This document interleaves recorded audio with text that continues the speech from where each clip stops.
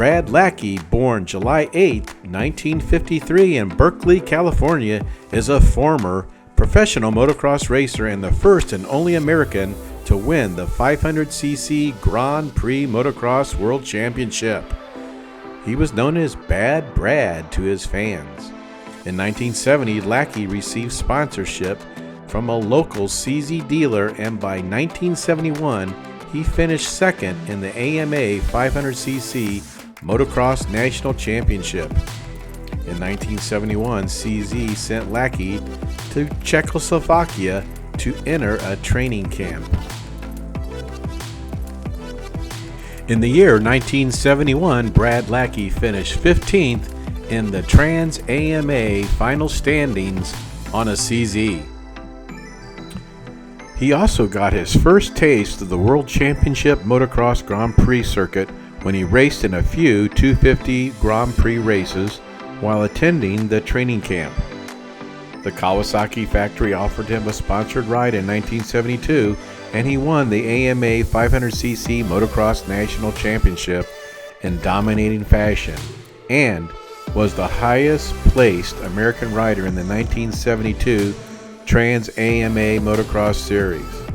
Over the course of the next decade, Lackey would go on a personal crusade to become this country's first world champion. In the process, it's likely that he left several more AMA championships on the table here.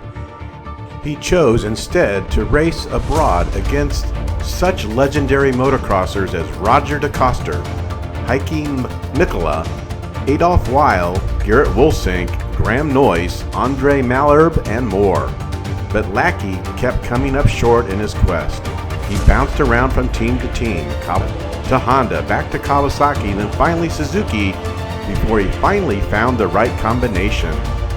He finally clinched the 1982 500cc FIM Motocross World Championship in the last round at Luxembourg. Coincidentally, just 2 weeks before fellow Californian and AMA export Danny Laporte won the 250cc World Championship.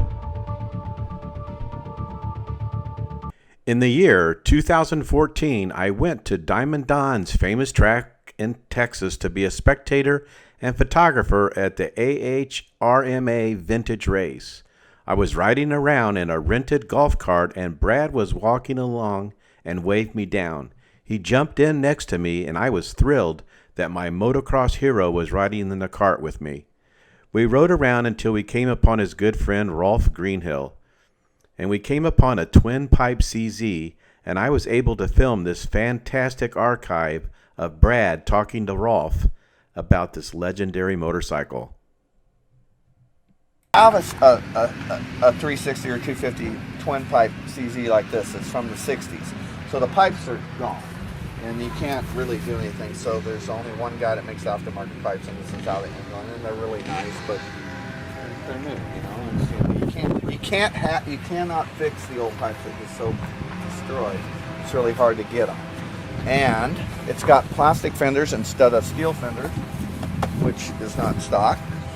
And the tank is right, kind of for the period. They came with fiberglass tanks and steel tanks. Depends on what year this one is. And it's got a Mikuni on it, and it's got an aftermarket shifter, and it's got buffalo foot pegs, which I made back in the 60s or early 70s. We made those pegs because they came with solid pegs. They didn't have folding pegs. So those pegs are flip up. They have no spring or nothing, but you don't break your ankle because they at least go like that instead of solid. That's what they came with, just a pole pipe. And obviously new shocks. And he switched the brake from the right side to the left side. It should be on the other side, which everybody did to brake a little bit better. Instead of the brakes on one side, they offset them, because you could do it. It made no difference. It was easy to do. You just change your fork leg to that side, yeah. And other than that, a pretty nice bike on this aftermarket seat. I mean, what it is, it's a stock frame and a stock motor, and possibly, probably not even stock hub, because that hub is a later hub, because the earlier hubs had it riveted on, no bolts and nuts. It was sprocket was riveted on. So when your sprocket wore out, you had to get a whole new hub and sprocket. Yeah. But it's beautiful still.